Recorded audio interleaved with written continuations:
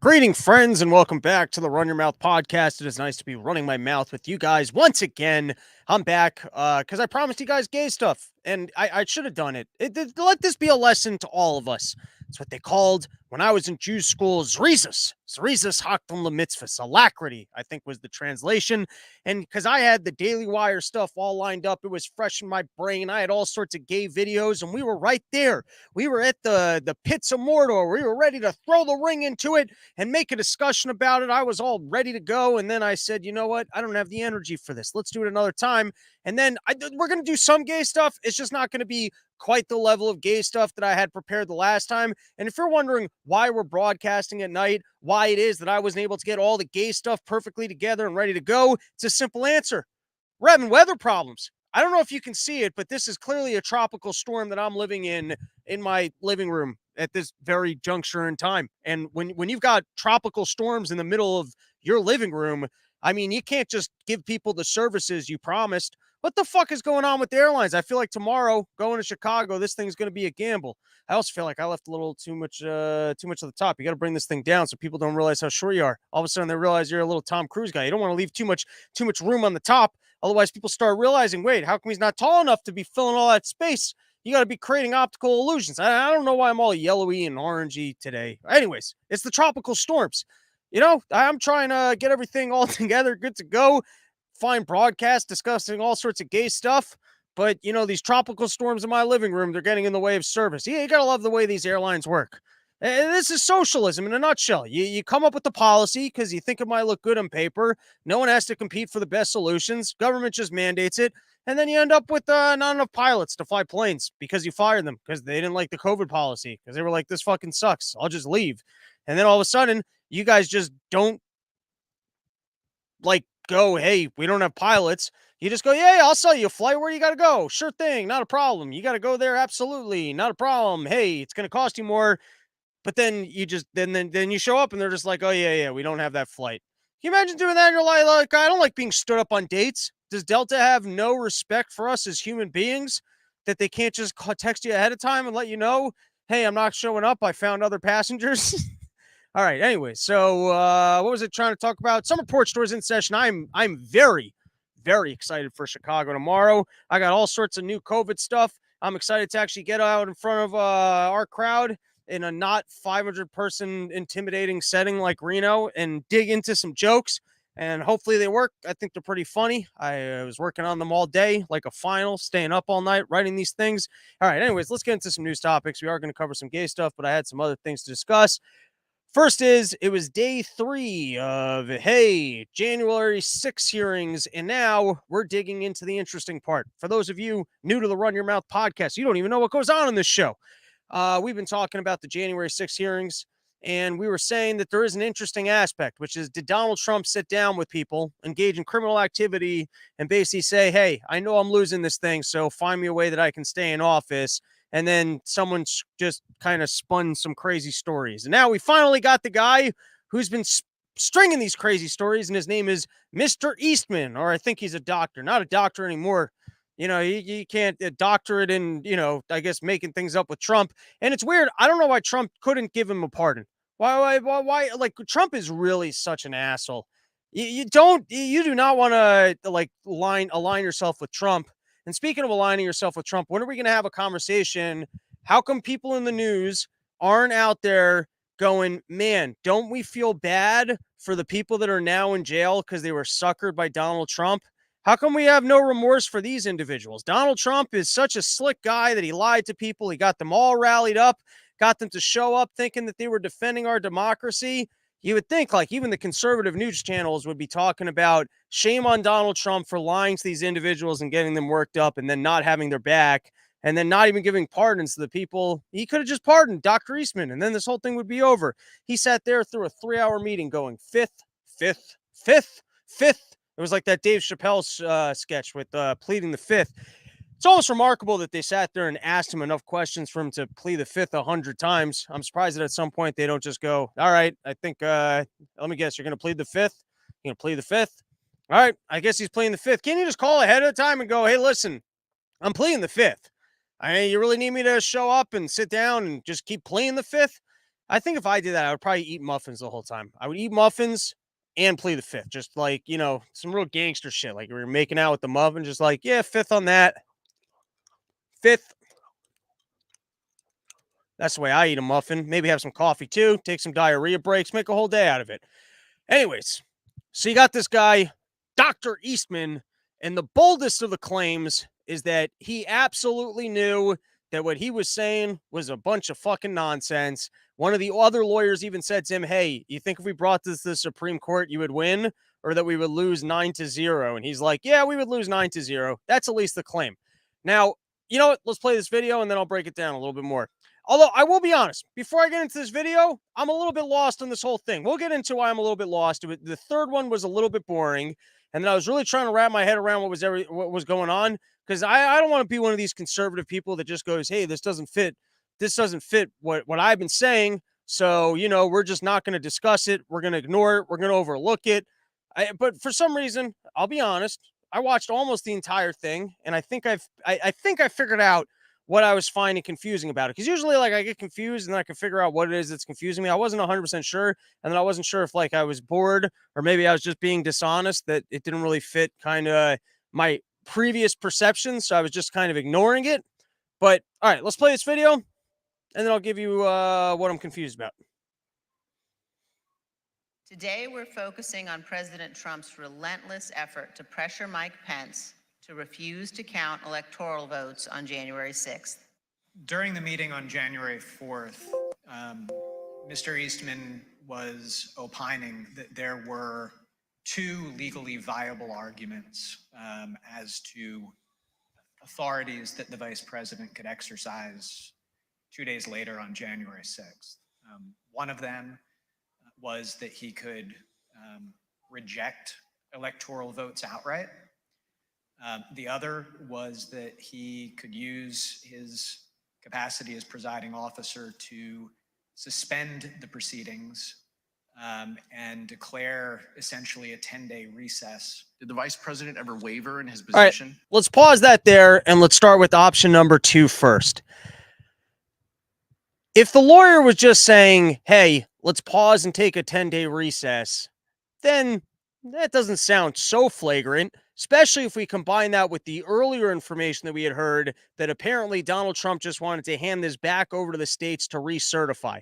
So now they're not talking about the fact that maybe there was or wasn't any evidence of voter fraud. Like they're kind of skirting that altogether. Like they're almost in a nutshell, like if you just go with what this guy's saying, even if there was an incredible degree of evidence of voter fraud, it would still be against the Constitution for the vice president to not certify like, in other words, let's say you knew 100% voter fraud. I guess what they would argue is that the procedure would not be for the vice president to not certify the election. You would still go through with the election. And then in capacities unknown to us, there would be some other process by which you could then unwind the election or look into the voter fraud that might have existed. So nobody's looking into whether or not there might have been a reasonable claim or a reasonable concern of voter fraud, at least from what I'm hearing here.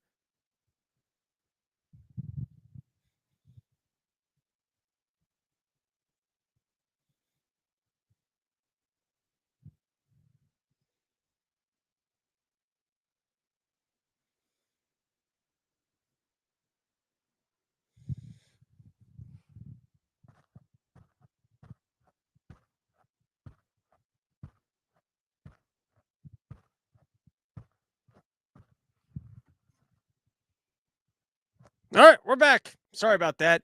Already, David Allen's like, more January 6th nonsense. Well, what am I supposed to not cover it?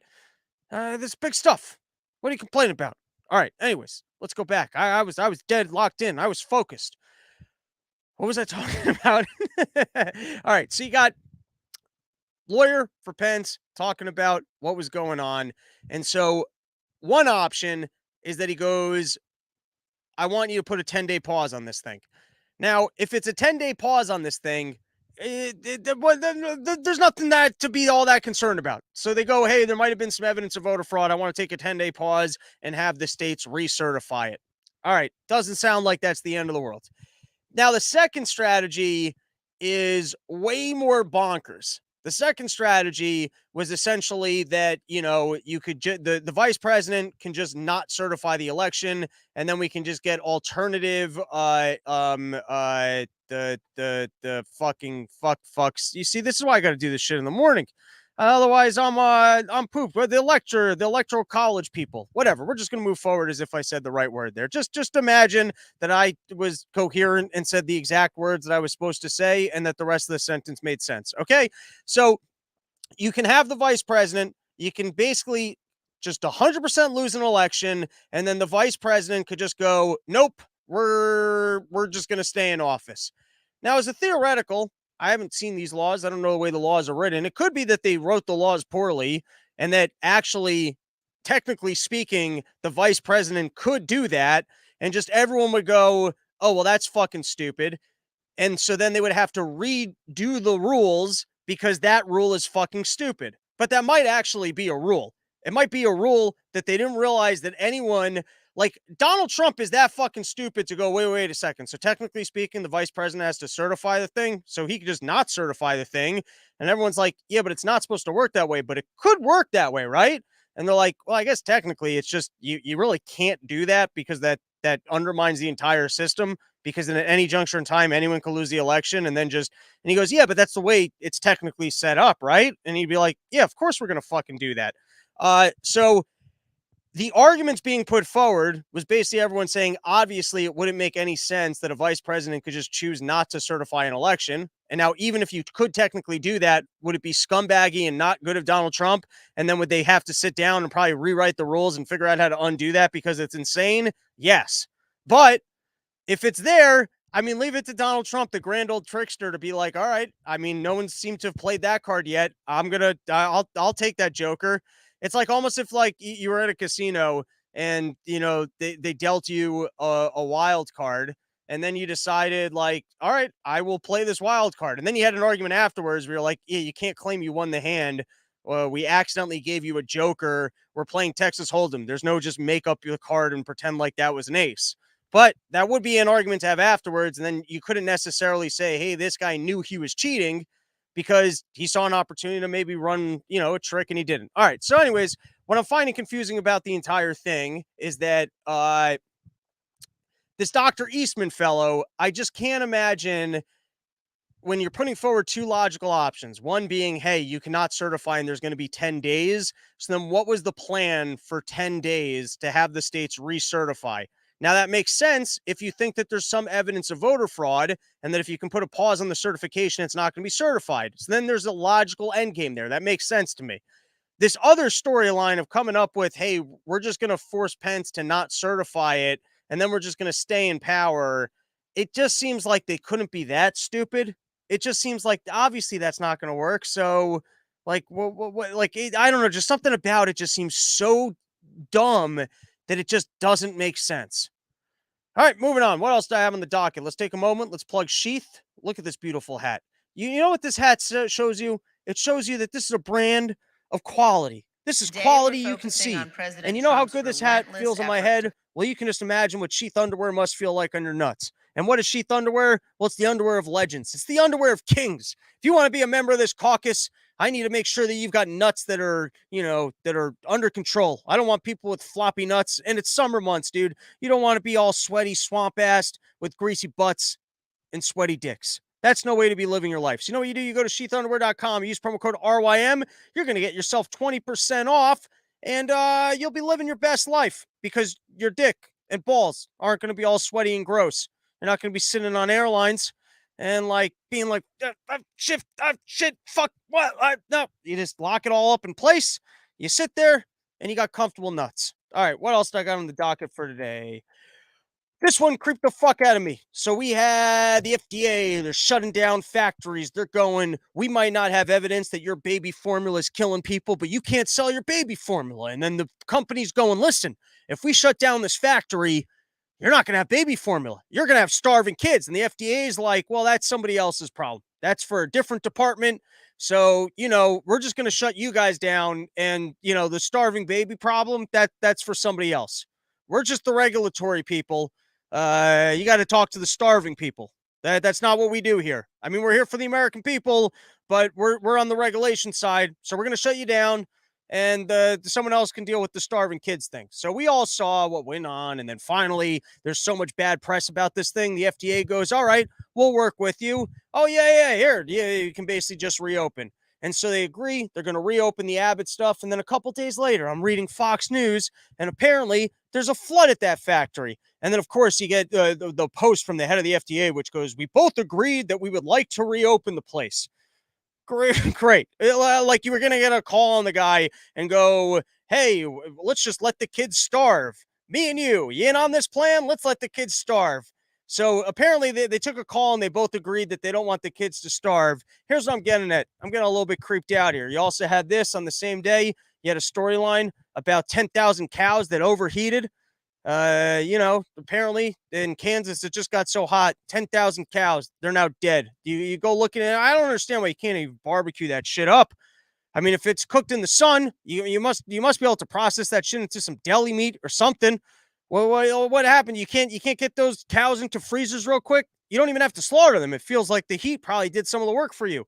That's like a lobster cow. Probably tastes delicious on the spot. You could just show up with a fork and knife and cut through that leather and get right into that cow. But apparently, no, 10,000 cows have gone to waste. This comes on the back of all sorts of crazy stories of factories burning down. If you got planes going into factories, and I have no evidence to suggest that you should panic, other than it's a little bit fun to panic. It's a little bit fun. There's like a level, there's like, an equilibrium to how much, like, if you're actually panicking enough that you're going to take actions that would actually help you in the event that we ended up with like a fiasco, you've gone too far. But if you just half-ass it enough to like just, not starve as quickly as other people, that's like a fun amount of panic. But I was thinking even about this, like I could run my sink actually I discovered it. You can let your sink run for an entire weekend. I don't know if I told that story. I for sure told that story. I one time left the apartment. I convinced myself I had left the oven on, drove a full 40 minutes to come back to check my oven. Oven was off. Noticed that there was all sorts of stuff in my sink. There's just dishes. And I'm like, you know what? I better put a little bit of water and soap. I'm not going to do the dishes because now I was late before I left and now I'm in a full extra 40 minutes late. So I turn on the sink. I do the whole thing. I leave the apartment. 3 days later, I come back to the apartment. I'm at my door and I just hear running water. And I'd left that sink running for 3 full days. So you can at least, I've done the market research that at least for 3 straight days, you can just let water go. I mean, I could be like filling up water beds here, just a stack of water beds. So if things go to shit, at least you got water beds full of water. I'm becoming a hoarder. I think that's what I'm trying to say. And I'm disappointed because I got stacks of, I've been ordering like food from these companies, which, the food tastes like garbage. And let's be honest, if there's an emergency, you think there's going to be customer service to help you out. So I tried my first morsel of food the other day, which was like, because all this other stuff, I don't even want to open it. You got buckets. The buckets are sealed. It seems like it's all weatherproofed and stuff. So I don't want to tamper with the weatherproofing so that all of a sudden, here's another problem. Let's say you get a whole bucket worth of beef and the beef is supposed to be good for a month. And then you taste it. You find out it tastes good. Now I'm staying home and I'm eating a bucket full of beef. And that's going to be some processed beef. That's going to be a nightmare. Now I'm not leaving that. And then it becomes one of those things where it's like you're binging a TV show and you're like, I am not done till I finish this bucket. And a bucket, that's a little bit too much food. You know what I mean? That's like you want one bag of chips so that you like, because we all hit that moment where you're like, I don't want to eat any more of this, but for some reason I need to feel like I finished it, which is why you don't want a whole bucket full of beef. You don't want to be feeling that while you're eating a bucket full of beef. Kratom, though, you can get a $6 kilo of Kratom. And even that, you'd want to space that out over the course of a week. Otherwise, that sounds dangerous and be over the age of 21. But it does feel good. I've never done it. If you get to the entire bottom of like a kilo of Kratom, that's got to be a pretty satisfying feeling when you're like, holy shit, I actually got through a kilo of this stuff. All right. I was trying to talk about the food. Oh, yeah. So I tried this granola bar thing. I've never had a granola bar I didn't like my whole life. And I'm not one to not finish food. I literally didn't even finish it. So, I think you like a reasonable amount of panic to prepare yourself. I haven't dug in enough. I read this article by Quoth the Raven, which the first time I read it, I thought he was trying to say that it was like that Jaws phenomenon that people are reporting about, shark attacks. You think that there's more shark attacks. They report on stuff. You think you're more at risk for it because you keep seeing it. So I keep seeing these crazy articles about factories burning down. And I'm like, oh, but I bet in any given year, here's the relevant statistic. in a given year with accidents that take place, right? Is there a disproportionate or a more alarming amount of factories burning down? Which I did see in a Twitter comment. It could just be that with all the inflation, people are like, I'm going to cash out of this business. They're pulling the old Goodfellas move. They took the business for all it's worth, and now you set it on fire and you collect those insurance monies. Supplies are getting too expensive. I don't want to be a part of this whole thing. Biden keeps yelling at me that I'm not doing my patriotic duty by just running my business for free. Fuck it. I want out of this thing. And so people are torching their own factories. I don't know. I'm just saying I'm getting a little bit creeped out for it by it. robsnewsroom@gmail.com. If you're out there, we've had experts reach out to us that they're like, dude, I know everything about this. So maybe you're a commodities trader. You want to let us know about how hungry we're going to be next year? Hit me up, robsnewsroom@gmail.com. And on that note of panicking, so, Obama, while he's out there and he's letting people know about how good solar panels are, solar panels, because the sun, it's got everything you would need for everybody to have everything that they could ever need forever. And that's why we're going to switch over. I do Obama like he's the dad from King of the Hill. But anyways, he lives out in Martha's Vineyard. You got to be afraid of these rising water tides. It's going to be floods. We're all going to die, and which is why I'm building a mansion on an island right by the water. And by the way, for energy, we can get it all from the sun, which is also why I'm buying an oil tanker to come to my house so that I know that I'm prepared for when no one else can get their fuel. So, there's no reason to be making preparations. Everything's going to be fine and normal next year. And yeah, we'll be able to run off of green energy. But the people that are pitching it, they're making sure they got their generators handy, and they're making sure that they got their remote waterfront properties. So I think, is global warming the risk? Or is it whatever the fuck is government's doing to our supply lines? All right, moving on. We got more. We're first getting into this. All right, we're going to go through a bunch of videos because yesterday I went on a tear watching various congressional hearings. The first one, and I'd like to conduct a poll. I think on Spotify they let me conduct polls. I'm curious to know what I'd like to know how many people or what percentage of the audience listens to this and does not listen to Part of the Problem, to know whether or not on some of the more important things that we discussed over there, if it's worth rehashing over here. We did a long video, an entire episode on the last matchup between Rand Paul and Fauci. They've been epic. I mean, if you follow this thing like WWF, those Rand Paul Fauci matchups, they've been great. So I'll just give you guys the real short. You want more analysis on it? First, you should go watch it. You should send it to your loved ones. I've got relatives. Oh, fuck. I got to plug this in. Entertain yourselves for just a quick minute. I got to plug in my battery because I should have done that. It's the weather problems. This isn't on me. Here, Forest Mom, you're in the chat. Just, talk to the other people. Maybe get a side conversation going. I'll have this plugged in no time. Give me a second. I'll be back really quick. You guys are going to be shocked by how quickly I can get a charger. You'll be like, I didn't realize. I thought he was living in a much bigger apartment. I thought he'd have to travel a lot further for that. He got that done really quickly. So, just give me a second. Entertain yourselves. Just, I promise, it's going to be quick. I've already talked about it for longer than it would take me to get it.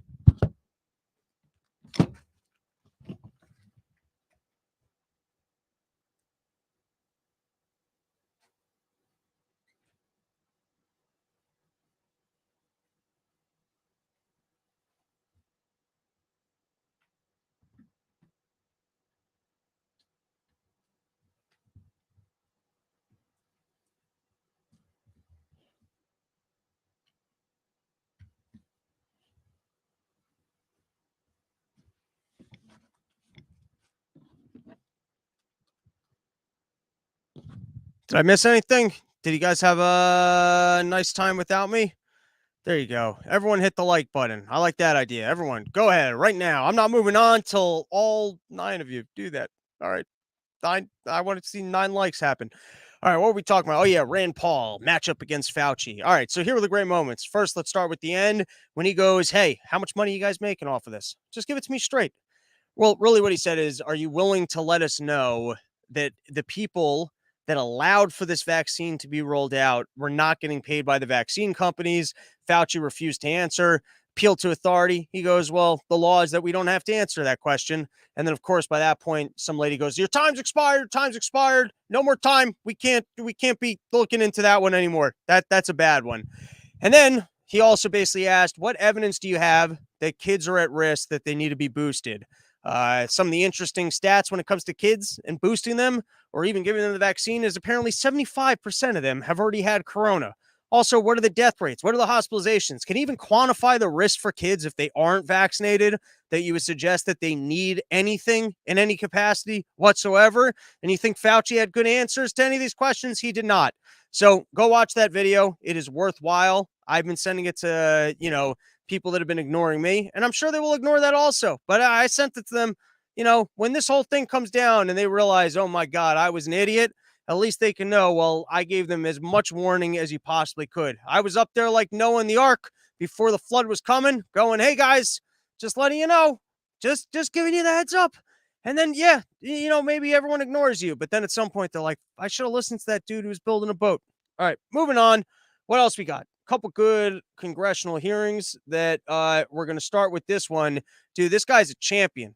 Handsome, bald man, just a fucking champion. I'll give you guys the short. We're going to start with the end once again. Apparently, the Biden administration, all right, I'm already seeing articles saying that the oil problems are going to be alleviated by next year, which would be very interesting. It would be very interesting if we had horrible oil problems up until the midterm elections, and then all of a sudden it turned back around. The other thing that's just interesting with oil is, oil prices went up like crazy when Bush was in office. Those guys made all their oil profits. Now you got your Warhawk machines back in the game, and all of a sudden your oil price is going up again. Sometimes you just wonder if maybe these dynasty families are just insurgent rackets. And so even if it was only a 2-year stretch that he could pump up oil prices, so that he could somehow profit on the back end, who knows what the fuck is going on here? I'm just saying it would be interesting if we're all being suckered right now with the panic of inflation, supplies coming running down, and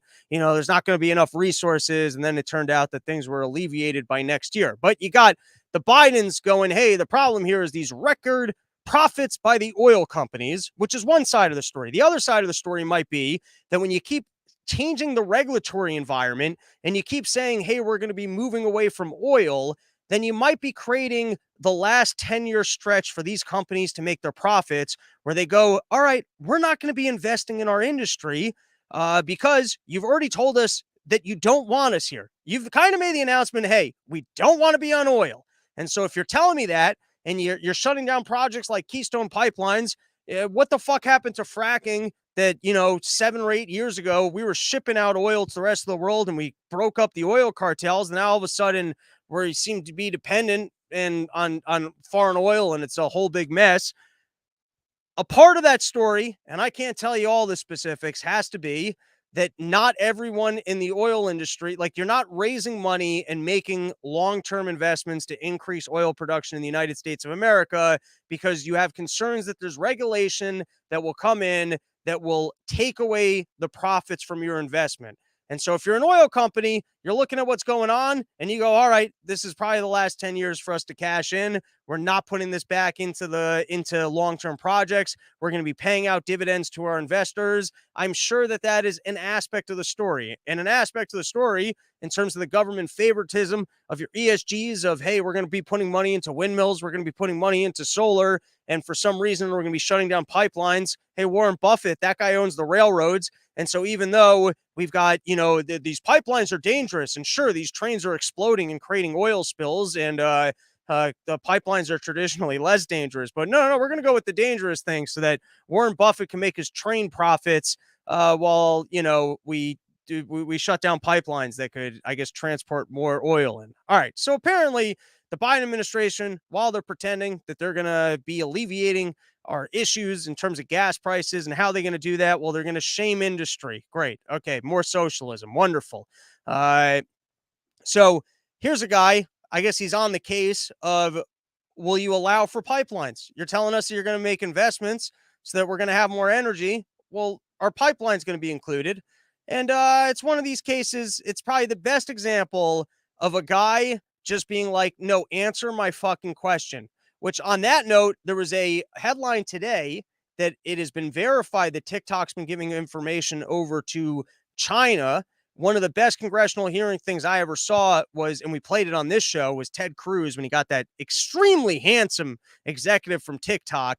And he just kept asking him, well, you hand it over to that corporation, and then can't the Chinese government just take it from them? And then the guy kept saying, well, no, we don't give it to the Chinese government. And he's like, yeah, no, I get that. But you're saying that this other organization has access to it. And so then they can just give it to China. Well, we don't give it to China. I know that you don't give it to China. What I'm saying is China could access. Well, we don't give it to China. And you're like, Jesus fucking Christ. So this was another one. But this guy, he sat, and this handsome bald fella, he sat in the pocket. He's telling people to shut their mouths. He's telling you, just answer my fucking question. And it's one of the best performances I've seen yet. So let's give it a listen. Part of the EESDA specifically says to facilitate international negotiations concerning cross-border infrastructure. Should I understand cross-border infrastructure as it relates to the energy and EESDA as pipelines? Thank you for the question, Congressman. Is it pipelines? As I think CEO Nathan mentioned in his testimony, cross-border infrastructure would include infrastructure for energy. That's our mandate under Cross-border would be a pipeline. That's a pipeline that goes across a border. Well, right? for example, in the energy, if you look at the project eligibility guidelines in the Act, is it a pipeline among other electricity things? Transmission. Is it a pipeline among other things? Well, I think it could be. Are you against pipelines? Well, are you for pipelines? Are you for pipelines? The Act discusses. Let's go with that one. Are you for pipelines? Congressman, I appreciate the question. Yes or no? For pipelines, yes. In my personal capacity, I have been really honored to have this opportunity to serve. I'm not worried about how honored you are. Are you for pipelines? With respect, Congressman, my personal opinion is... This is what people hate about Washington, D.C. It's a simple question.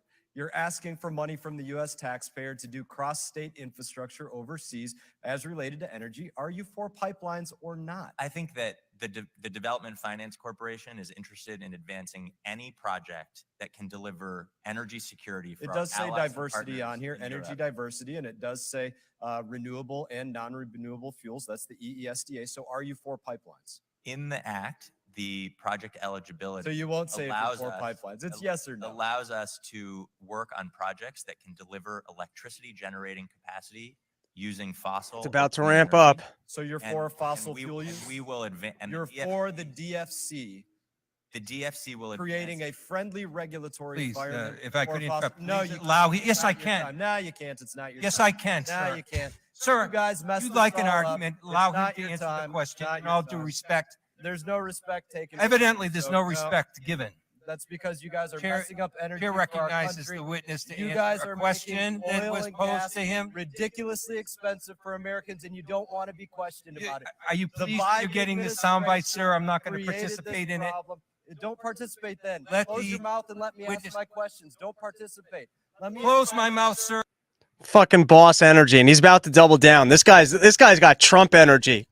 Don't participate. Close your mouth and let me ask my questions. And then he tries to get upset and goes, "Close my mouth, sir." And then wait. This guy's awesome. I don't know who he is or how I can get to Florida to suck his dick, but this is unbelievable. All right, here.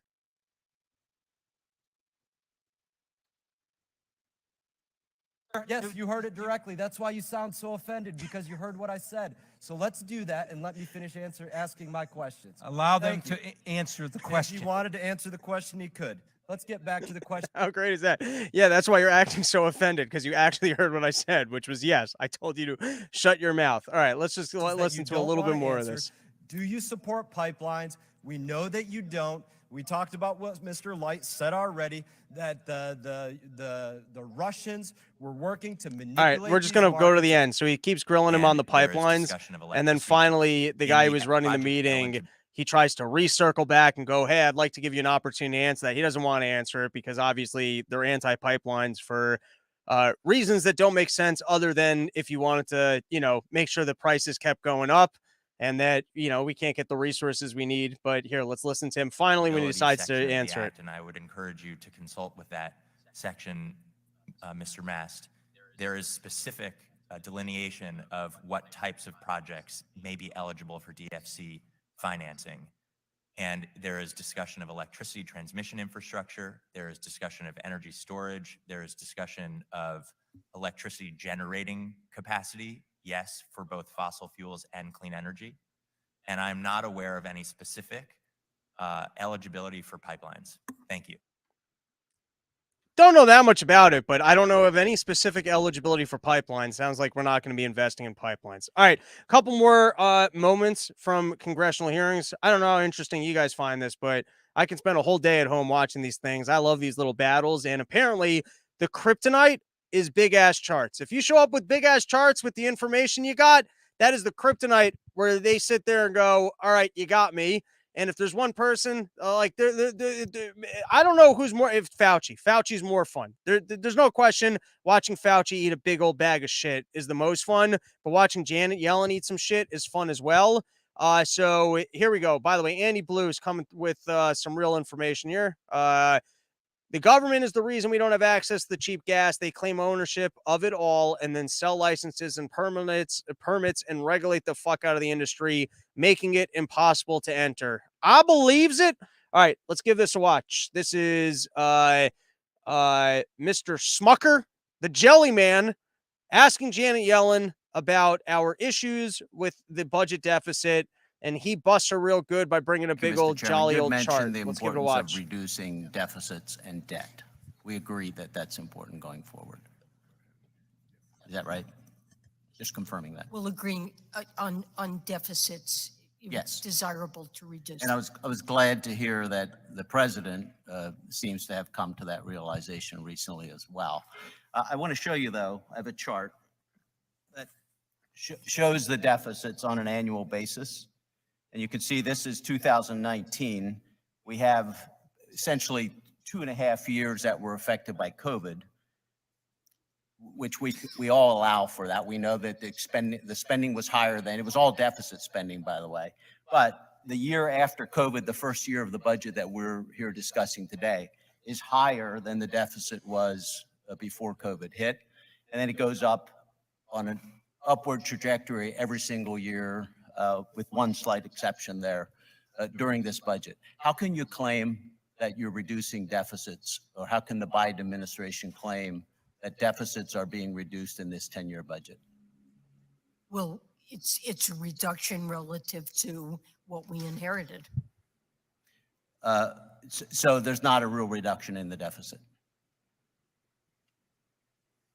Well, obviously, the baseline does have deficits rising, but proposals that we've made would. So we're not accomplishing the goal of reducing the deficit in any way in this budget. We have not proposed policies that would lead to greater deficits. And in the next 10-year period. But We can pause. That's all you got to see. So it's just Biden administration was trying to claim that it was reducing the deficits, which obviously we have to do if we're trying to combat inflation. I'm going to give this information really fast to you like it's a cattle auction. I haven't even taken a breath yet. I don't need to take a breath. So you look at the years of 2020, 2022, when we spent like crazy because we're like, holy shit, there's COVID and we got to keep spending because, all right, I needed to take a breath. So you have 2021, 2022, and people go, all right, we have to spend like crazy. And then because we're out of the corona shit and we're not just handing everyone helicopter money. We're not just doing, hey, $2 trillion spending plans, even though we don't have the money for it. And so now we're in the non-pandemic thing where we're not just sending people free checks and saying, hey, don't show up to work and we'll send you money. And so obviously we're down from 2021 and 2022 when we were doing emergency spending, but we're not actually reduced from typical years. And all it takes is a giant chart with the information. I encourage everyone, you got to bring giant charts. If you put it right in front of them, then it's not as easy for them to run away from. All right, I think I've had enough of playing these videos. This one was the lying secretary of whatever. And then we got the gay stuff. All right, here. If you guys have not watched the Daily Wire documentary of What is Women, I think it is highly worthwhile, and I enjoyed watching it quite a bit. Now we're going to be doing an abridged version of what we were going to do the last one because I should have gone right into the gay stuff while I had it all lined up. There were some very sensational claims that were made throughout the documentary. I'm going to sum up some of the most sensational claims. One is that it is a it is a large profit-making industry of having kids transition. Hormones cause cancer. There's higher suicide rates for people after they transition. And I would say those are kind of the most sensational claims throughout. Now, just to take a step back, you would think if you were pushing this new thing, we would just have really good data about the fact that it actually makes people happier. You would think like it would just be certified science that you could be born into the wrong body and that people who transition are happier for having transition. Like you would just think that it would be rock solid. And if it was rock solid, then you would think that when being asked questions, you would just have this information readily. It's like when they proved gravity, I think it was just proved, right? When they proved the E equals MC squared, I think it was just proved. Like, I'm all for chaos is just the emergence of new patterns not yet readily understood. I'm all for new inventions. Like I've said, I believe that this could be a technology issue. Within the future, you just go from guy to girl from guy, and it doesn't really matter, and who gives a shit. So I am totally open to this concept of who needed these categories of man, women, our kids in the future. They're going to be born out of labs, and we're on the cutting edge of science here. I'm totally open to that as being a possibility. But I would think that if you were going to take that approach and you were going to try and push society in that direction, you would have flawless research of it. It would be like Edison with the light bulb. And you would go, look, what, you think we need to be killing whales for light? Look, I flicked on the light. I got the light. You don't have to kill the whales. Look what I just accomplished. You would think it would be that simple. And if it wasn't that simple, then you would wonder, well, why is it that you are pushing this? Is there some other agenda here? Is it the profit-making people in this industry? Is there some other creepier degeneration of society that you guys are pushing for? Do you secretly worship this Moloch thing? And he said, hey, I want you guys to go out there and, ruin the whole society so that maybe we can end up on the downward slope where people are even accepting pedophiles so that the global elite can get out there and just be pedophiles in real life. They don't have to get out to islands. I don't know. I'm just saying that without it being as clear cut as new inventions with perfect science, that you could be easily understood and very easy for these people to answer, you would want to know, well, why are you pushing it? What is the agenda here? And so the two moments that I would most highlight as being alarming to me. So there were the sensational claims that I have not gone and validated. But one of the things that I found to be very telling was the inability of people to answer simple questions. And not just the inability of people answering simple questions, but what I see is a more typical response, which is essentially being, hey, your facts don't align with my agenda.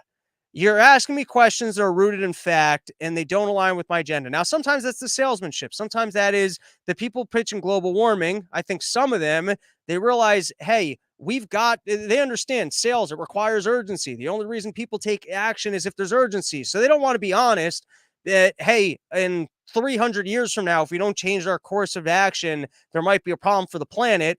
So instead, to be persuasive, they just lie. Now, maybe that's what's going on here. But then it's like, tell us what your actual philosophy is, which they're unwilling to do. And so when you start questioning them, they get mad at you under kind of what I would say the basis is of, hey, your line of questioning or your facts don't align with my agenda. So the best example of that is he's sitting down with this professor and he's trying to ask the professor to kind of explain the philosophy.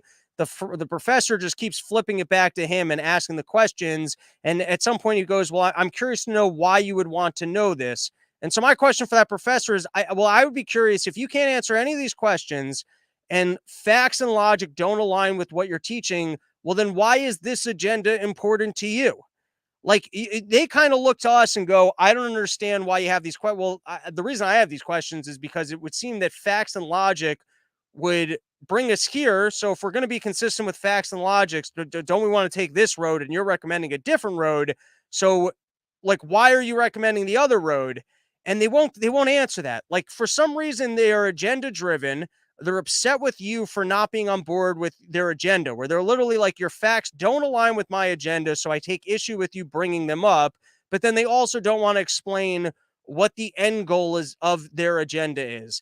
The other thing is they're unable to answer for unintended consequences. The screenshot I have here is he's talking to, I think, a congressman from California, and he basically just asked him about the bathroom problem, which you can forecast. He basically says, yeah, but what about the fact that there's some women who are now uncomfortable in bathrooms?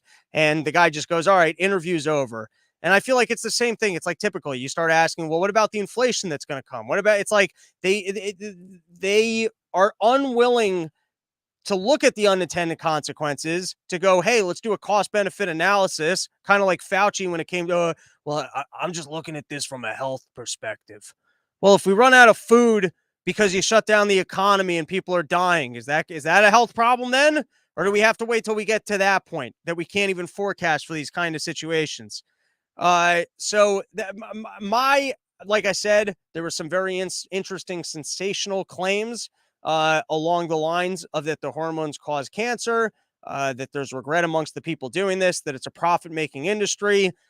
To put those aside, because I haven't researched or validated any of them, and I don't know that I will. Who wants to? How many topics are you going to research? I think the most telling part of it was the inability of people pushing this, an inability to answer simple questions, and just an overarching theme of, hey, your facts don't align with my agenda, and then an unwillingness to actually state what is this like reality that you would prefer we live in. Like, why is that the better option? All right, let's take a couple comments, and then I think maybe I might have one or two more things that I wanted to address. The government is the reason. All right, I already read that. Andy Blue coming through with another one. If Edison didn't get a patent on that tech, the whole story, by the way, we would have flying cars by now. Andy Blue, I mean, send me this information. You're coming through in the hot takes. I would like to have myself a flying car. And if Edison's patents get in the way and it's big electricity, just send me an email, robsnewsroom@gmail.com. If you want to come on as a guest, yeah, you're coming through with the hot takes, I'm interested. And then Toilet from Outer Space.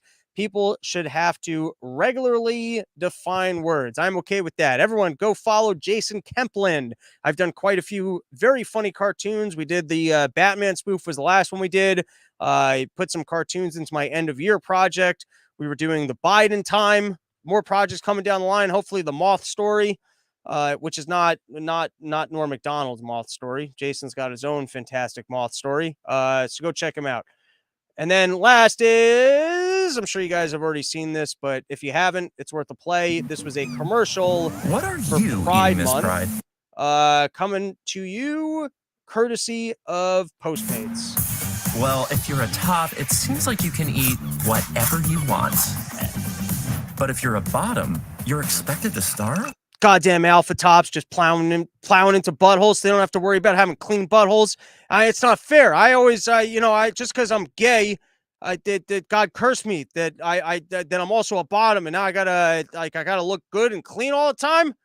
Fucking alphas just shoving their dicks into people's households, and they get to eat whatever the fuck they want. Not this Pride. Introducing the bottom-friendly menu from Postmates. We teamed up with Dr. Evan Goldstein from Bespoke Surgical to bring you a menu of bottom-friendly foods backed by science. Insoluble fiber won't help you feel cute, so avoid things like whole grains, wheat bran, cauliflower, potatoes, legumes. Hold up, are you just fully diving into those beans?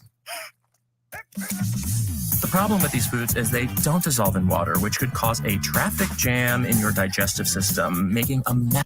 I just want to say, as a person with IBS, I align myself with the gay community, and if we can get more menus that are bottom friendly, I will eat off that menu. I will be like, thank you, gays of America, for forcing restaurants with your gayness into providing us with items up front that will let you know what will, be non-diarrhea friendly. I like that. The clean rectum menu. It's like allergies. You show up, and even though I'm not, I can be like, hi, excuse me, waiter, I'm a raging homosexual, and can you please give me the clean rectum menu?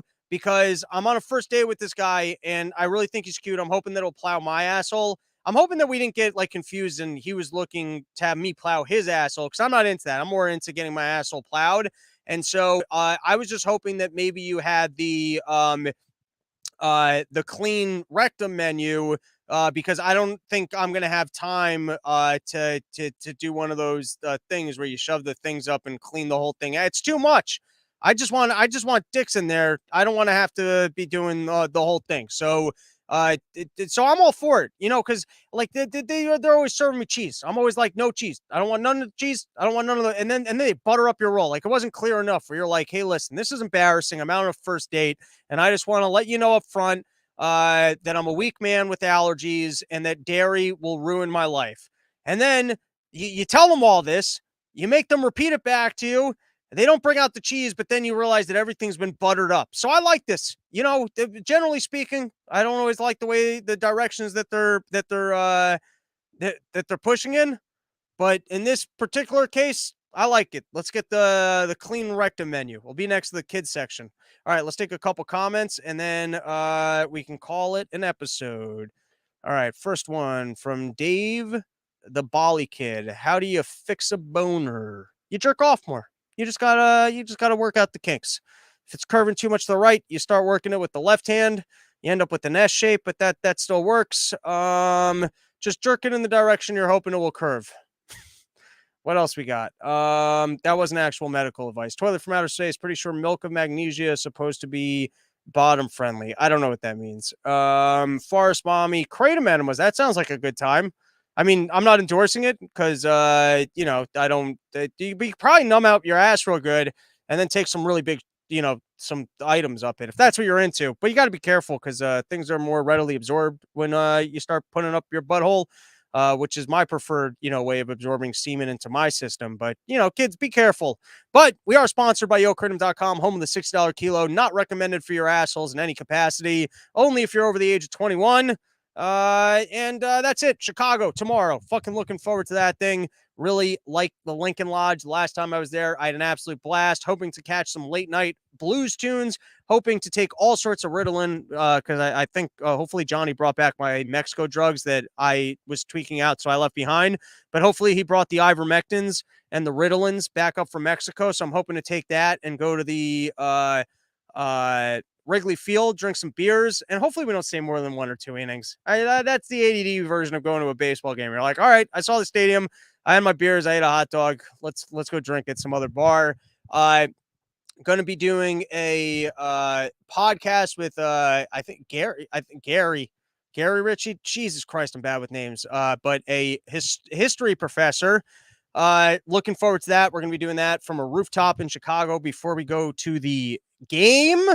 And then some report stores in session, more dates coming at you. Please go buy tickets because, dude, these are like quasi-festivals in people's backyards, including Forest Mommy. That's going to be the end of the summer, hopefully taping there, doing the Smoke Out Bug Out. Shedcast guys are coming all the way to Denver. Full rap concert. Going to be a good time. That is it for today. Enjoy your weekends, everybody. That's our episode. We did it.